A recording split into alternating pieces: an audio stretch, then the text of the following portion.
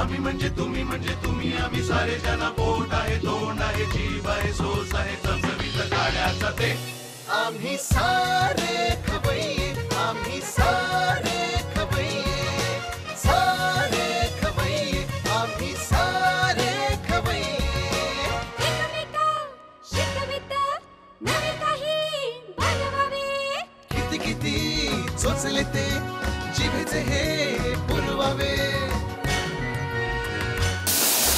छान छान देशी विदेशी पदार्थ जाणून घ्यावे चुकता चुकता करता करता खावे अन खिलवावे आम्ही सारे खवय्ये आम्ही सारे खवय्ये सारे खवय्ये आम्ही सारे खवय्ये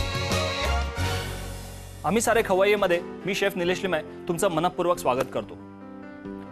कुठं कुठं जायचं अहो कुठं कुठं जायचं जेवायला। आपण भारत खाद्य यात्रेत पूर्ण देशभर फिरलो पण शेवटी ही म्हणायची वेळ येते की गड्या आपला गाव बरा। तर आज आपण आपल्या खाद्य संस्कृतीत आपल्याच होम पिचवर पोहोचलो आहोत म्हणजेच कोल्हापुरात। खरं सांगायचं झालं तर मराठी खाद्य संस्कृती म्हटली तर आपल्याला एक पूर्ण मालिकाच बनवावी लागेल पण पहिल्यांदा आठवतो तो म्हणजे कोल्हापूरचा तांबडा रस्सा। आता जसं कोल्हापूर फार काही दूर राहिलेलं नाही आहे कारण एक्सप्रेसवे झाला ना त्यामुळे तांबड्या रस्स्याची आठवण झाली की गाडी काढायची आणि कोल्हापूरला पळायचं। हाच कोल्हापुरी हिसका मी आज तुम्हाला आपल्या एपिसोडमध्ये देणार आहे। सुरुवात करूया तांबड्या रस्स्याने। आता तांबडा रस्स्याची रेसिपी कोल्हापुरात अगदी सर्वांना तोंडपाठ असते पण आपल्या बाकीच्या खवय्ये रसिकांसाठी आज मी तुम्हाला आपल्या एपिसोडमध्ये करून दाखवणार आहे। तांबड्या रस्स्यासाठी आपण साहित्य घेतलंय मटण, कोल्हापुरी मसाल्यासाठी आपण साहित्य घेतलंय थोड्याशा लवंगा, धने, काळी मिरी, काळे वेलदोडे, साधे वेलदोडे, तमालपत्र, कांद्याची पेस्ट, सुकं किसलेलं खोबरं, संकेश्वरी लाल मिरच्या, तीळ, बारीक चिरलेली कोथिंबीर, आलं लसणाची पेस्ट, जिरेपूड, मीठ आणि खसखस। सुरुवात करूया पण त्या अगोदर जरा सांगावंसं असं वाटतं की काही रेसिपीजमध्ये टोमॅटोचा वापर झालेला आढळतो पण कोल्हापुरी रस्स्यामध्ये अजिबात टोमॅटो वापरला जात नाही।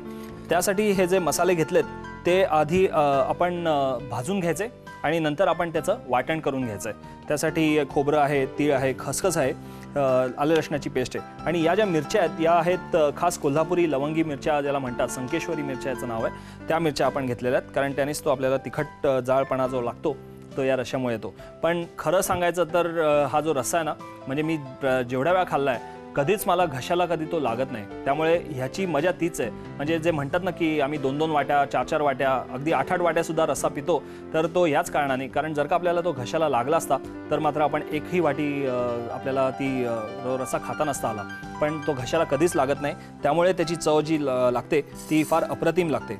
आपण धने हा सगळा जो मसाला आहे तो आधी जरा भाजून घेऊ। थोड्याशा कढईमध्ये ते आपण हा भाजून बनवून ठेवू शकतो।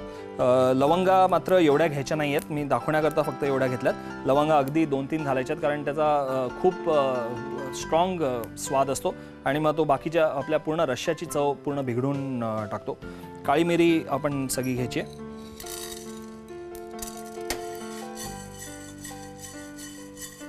मंद आचेवर किंवा मी म्हणजे आपला तवा चांगला गरम झालेला आहे त्यामुळे आचेच्या वरतीच म्हणजे आच मोठी आहे पण त्याच्या वरती थोडीसा हा पॅन ठेवून ही सगळी हा सगळा मसाला मी भाजून घेतोय आणि जेव्हा भाजल्यावर परत दुसरा मसाला आपण जेव्हा घालतो तेव्हा त्याची आच थोडी कमी केली आहे। 1-2 तमालपत्र आणि जसं म्हटलं असं थोड्याशा लवंगा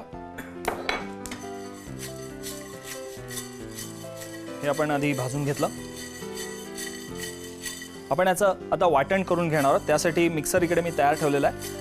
वाटण कसं करता ते दाखवणं मला जरा गरजेचं वाटलं त्यामुळे वाटण मी इकडेच करून घेणार आहे। आपण आता याच्यात घालूया या लाल मिरच्या। लाल मिरच्याही भाजून घ्यायच्यात।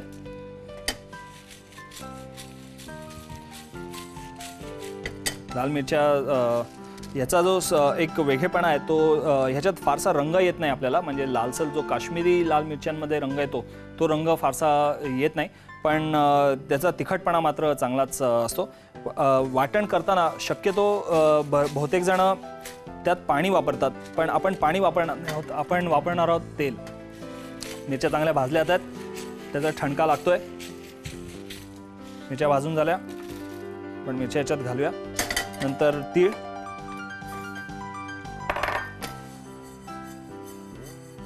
तीळ भाजून झालेत. आपण घेऊया याच्यात थोडी खसखस. आता या काही रेसिपीज ज्या आहेत, आपण पारंपरिक रेसिपीज जेव्हा करतो तेव्हा त्यात फारसा फेरबदल केलेला चालत नाही. आणि खरं तर या रेसिपीजचा फारसा कुठे डॉक्युमेंटेशन किंवा कुठे लिहून ठेवलेल्या नाही आहेत.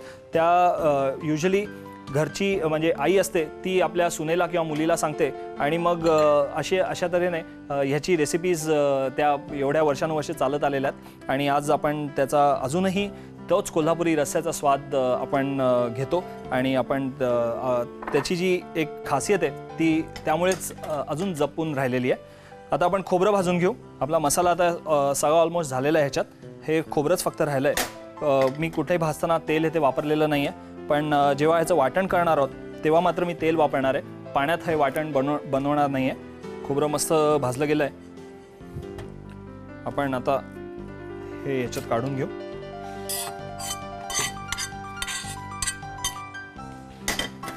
याच्यात आपण घालूया थोडंसं तेल, कारण नुसतं पाणी घातलं तर ते वाटणाला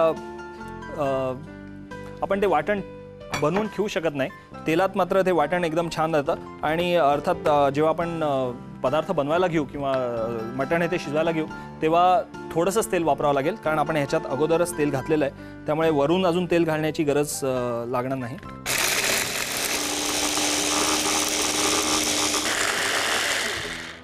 आपला मसाला तयार झालेला आहे. आता पुढची तयारी करण्या अगोदर घेऊया एक छोटासा ब्रेक. ब्रेकनंतर तुम्हा सर्वांचं पुन्हा एकदा स्वागत. आपण बनवत आहोत कोल्हापूरचा तांबडा रस्सा. मी आत्ताच वाटण मिक्स करून घेतलं आहे. आता आपण बनवूया ह्याचा रस्सा. त्यासाठी मटणाला आपण हे वाटण लावू शकतो किंवा आपण त्याला फक्त मीठ लावून मॅरिनेट करून ठेवू शकतो आणि आपण ते परतून घेणार आहोत आणि त्या वाटणात ते मटण शिजणार आहे. त्यामुळे वरनं अजून एक्स्ट्रा मॅरिनेट करण्याची मला फारशी गरज वाटत नाही, कारण या वाटणातच ते मटण शिजणार आहे. आपण काय मटण कुकरमध्ये वेगळं शिजवून येते घेणार नाही आहोत.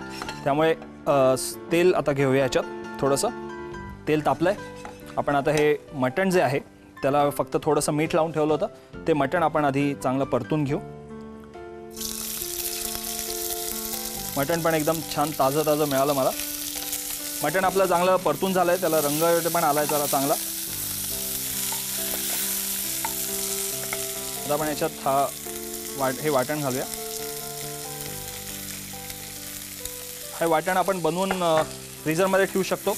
आपल्याला हवं तेव्हा आपण ते काढून वापरू शकतो. आता आपण याच्यात घालूया ही कांद्याची पेस्ट. कांदा जर का चांगला परतून झाला आता आपण याच्यात घालूया आलं लसणाची पेस्ट. साधारणतः 6-7 लसणाच्या पाकळ्या आणि 2 इंच आलं एवढं घेतलं होतं मी पेस्टसाठी. ह्याचा रंग फारसा असा लालसर काही होत नाही, म्हणजे रोगन जोशमध्ये ते कसा लालसर रंग होतो तसा रंग ह्याच्यात होत नाही. हा असा ब्राउनिश रंग होतो, पण त्याच्यावरती जो तवंग येतो तेलाचा त्यामुळे तो लाल आपल्याला ते करी अशी रस्सा हा दिसतो. आता आपण याच्यात थोडंसं पाणी घालू आणि आपण थोड्या वेळ हे शिजवायला ठेवूया. वाव, तो जो एक खास एक वेगळा जो स्वाद असतो मटण करीचा तो आज आता मला ह्याच्यात येतोय. आणि हे तुम्हाला दिसतंय थोडंसं तेल त्याच्यावरती आलेलं आहे, पण आपण ते बंद करून ठेवली की थोड्या वेळ असंच ठेवलं की त्याच्यावरती पूर्ण तेलाचा तवंग येतो.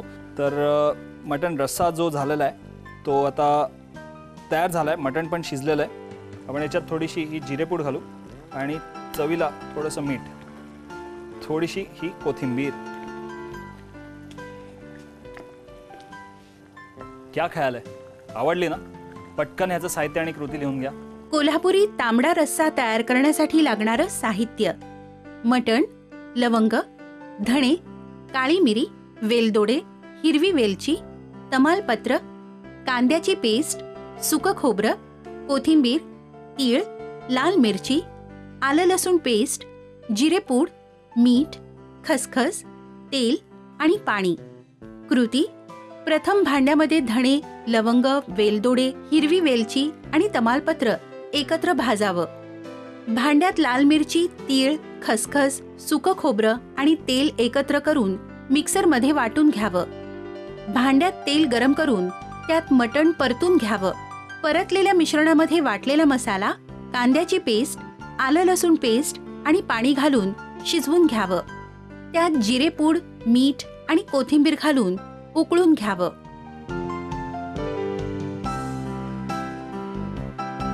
या तांबड्या रश्श्याबरोबर तिकडचा ऊसही तितकाच प्रसिद्ध आहे. आता या ऊसाच्या रसाचा काय उपयोग करता येईल हे मी तुम्हाला आपल्या पुढच्या रेसिपीमध्ये दाखवणार आहे. त्या अगोदर घेऊया एक छोटासा ब्रेक. ब्रेकनंतर आम्ही सारे खवय्येमध्ये तुमचं स्वागत. आपण आहोत कोल्हापुरात आणि आत्ताच आपण बनवला तांबडा रस्सा. आता आपली दुसरी डिश. कोल्हापूरला आपण जेव्हा जातो तेव्हा आपल्याला दिसतात ऊसाचे मळे आणि ऊसाची गुऱ्हाळं. आता याच ऊसाच्या रसापासून आपण एक आपली डिश बनवणार आहे. ती आहे ऊसाच्या रसातल्या वड्या. कशा करायच्या ते पाहूया.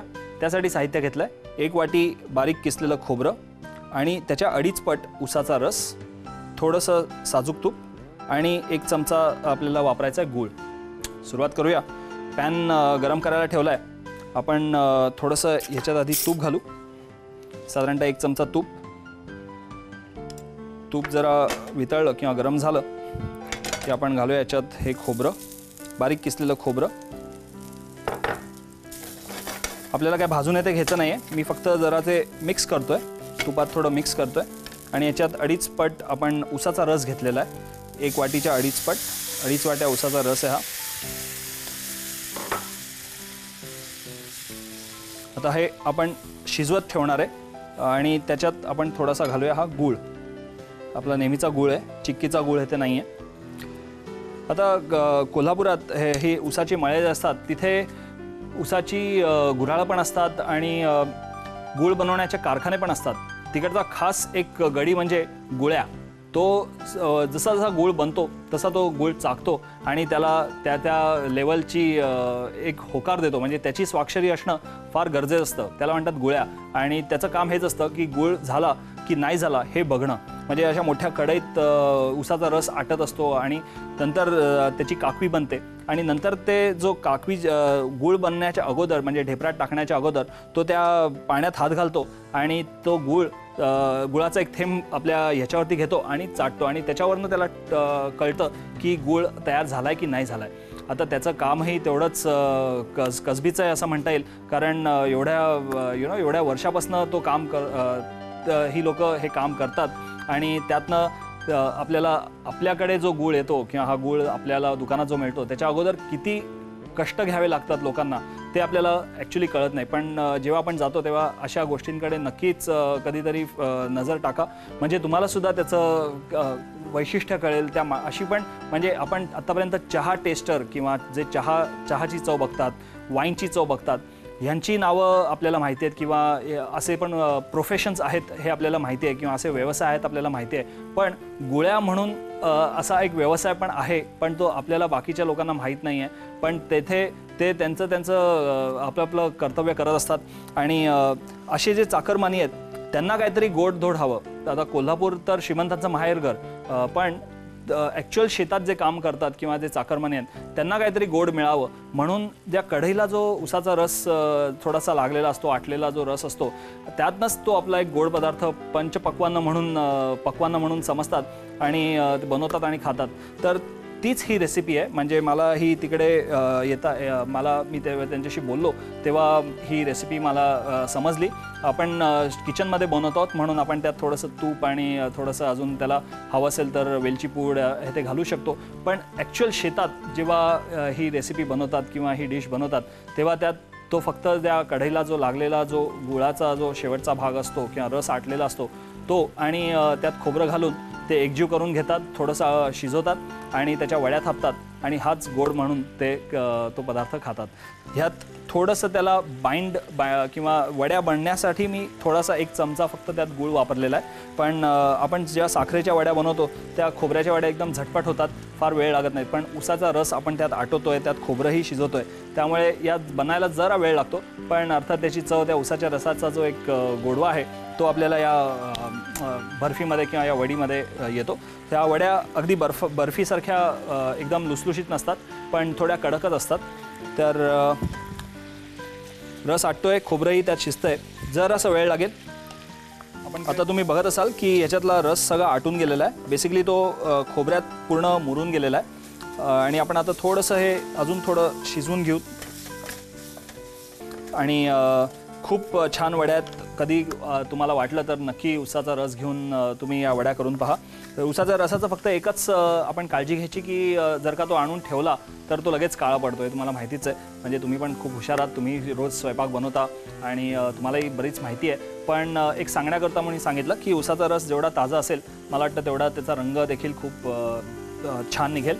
आणि जर का तुम्हाला उसाच्या गुऱ्हाळा जर का तुम्हाला असं वाटलं तर त्या गुऱ्हाळवाल्याला सांगा की रस काढताना त्यात थोडासा पुदिना देखील घाला. कारण पुदिन्याने त्या उसाच्या रसाला एक छानसा असा हिरवा रंग येतो आणि तो खूप छान मधुर वाटतो. तर आपल्या वड्यांना देखील तो रंग येऊ शकतो. वड्यांचं मिश्रण तयार झालेलं आहे. आपण ते एका बोलमध्ये किंवा अशा परातीत काढून घेऊया आणि त्याच्या वड्या पाडूया.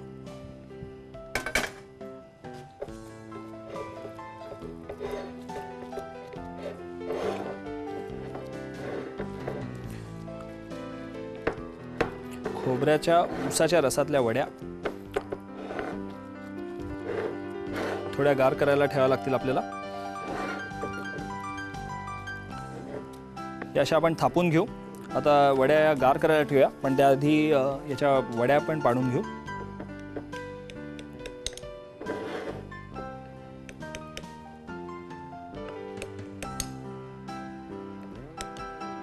कशा काय वाटल्या उसाच्या रसातल्या वड्या? तुम्ही पटकन ह्याची कृती आणि साहित्य लिहून घ्या. उसाच्या रसातल्या वड्या तयार करण्यासाठी लागणारं साहित्य: 2.5 वाटी उसाचा रस, 1 वाटी ओलं खोबरं, तूप आणि गूळ. कृती: प्रथम भांड्यात तूप गरम करून त्यात ओलं खोबरं, 2.5 वाटी उसाचा रस आणि थोडा गूळ घालून मिश्रण एकजीव आटवून घ्यावं. तयार मिश्रण घट्ट झाल्यावर ते भांड्यामध्ये काढून त्याच्या वड्या थापून घ्याव्यात.